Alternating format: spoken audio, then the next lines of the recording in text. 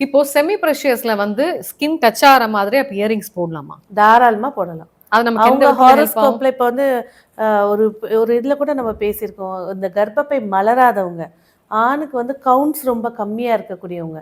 கர்ப்பப்பையோட வாசல் வந்து பார்த்தீங்கன்னா 3ஆம் பாவம். ஒரு பெண்ணுக்கு கருமுட்டை வளர்ச்சி அப்படிங்கிறது 3ஆம் பாவம். ஒரு ஆணுக்கு கவுண்ட்ஸ் உற்பத்தி ஆகுற ஸ்பெர்ம்ஸ்ன்றது 3ஆம் பாவம். அவங்களோட ஜாதகத்துல இது சம்பந்தப்பட்ட பாதிப்பு இருக்கா?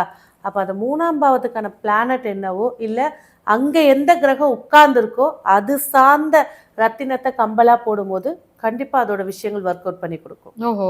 இப்போ அந்த காலத்துலலாம் பார்த்தீங்கன்னா, ராஜா ராணிங்கலாம் வந்து இந்த வைரம், வைடூரியம் ம். அதெல்லாம் நெறைய இந்த மாரி கற்கள்லாம் வச்சு போட்டு செழிப்பா ஆமா, இருப்பாங்களேப்பா! ஆமா. அது என்ன மாதிரியான கற்கள் அதெல்லாம்? அதெல்லாம் ஒரிஜினாலிட்டியான கற்கள். அதெல்லாம் வந்து இப்ப வேல்யூ பார்த்தீங்கன்னா, கோடிக்கணக்குல இருக்கும். ஆயிரக்கணக்குலாம் கிடையாது. அவங்க அந்த மரகதம் போட்டாங்க அப்படின்னால, ராஜாக்களுடைய அந்த தலையில போடக்கூடிய அந்த கிரீடம் எடுத்துக்கிட்டிங்கன்னா, கண்டிப்பா அதில இருக்கக்கூடிய கற்கள் 2 கற்கள். அதோட நெறைய இருக்கலாம். ஆனா இதுதான் சாஸ்திரம். ஃபர்ஸ்ட்டு இருக்க வேண்டியது புதனுடைய கல்லு. அறிவு தரக்கூடியது மரகத பச்சை வைப்பாங்க. 2வது வந்து பார்த்தீங்கன்னா, செல்வ செழிப்பு, அதிகாரம் கிடைக்கிறதுக்கு குருவோட கல்ல வைப்பாங்க. மஞ்சள் புஷ்பராகமும், வெள்ள புஷ்பராகமும். அடுத்து மாணிக்கத்த வைப்பாங்க. அவங்க அந்த அரசனா உட்காரும்போது அந்த கம்பீரம் வரதுக்கு இது 3மே கண்டிப்பா இருக்கும்.